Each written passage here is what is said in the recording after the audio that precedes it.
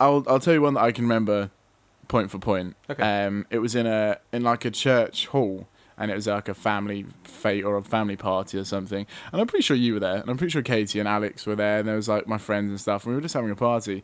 And then there were two huge, like, not loud explosions, but just in my mind, it felt as if something had, like, shaking you to the core. Like, Whoa. do you know when something, it's explosions, so like two blasts went off, and it just shook everything. And do you know when you parents do it a lot, like dads do it a lot, where something happens, they don't even think, they just respond. Like, it's that kind of decisive action. My granddad and my dad were like, this is it, and they just grabbed everyone and held them to the floor, and basically what had happened in my dream is 2 nuclear explosions had gone off. And then it was just the blast coming towards, and then the last thing it just all went black. Jesus. And then I woke up and I was like, I just died in my dream. Like, I had embraced the fact I was about to die and had kind of given into it.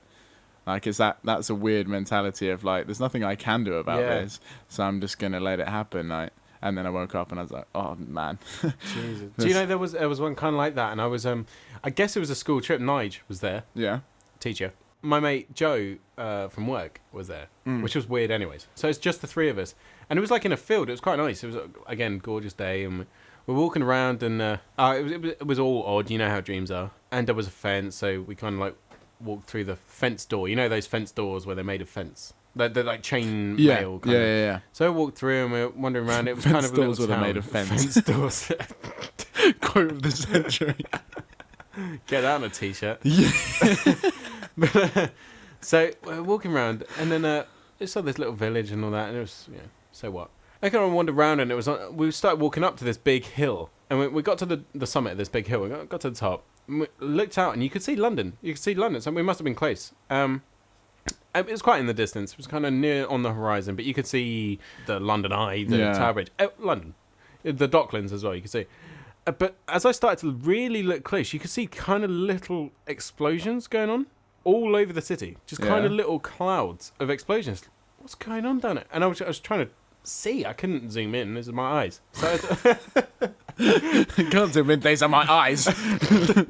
So I tried to what's happening to London, basically.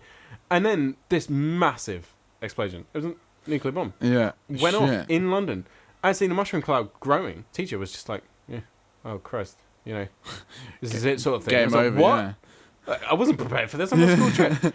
And you can see the shockwave getting closer to us. And he just turns around, gives me and Joe, I don't know why Joe was there, just his hug, and then that was the end of the dream. Yeah. It's not nice. Christ, man.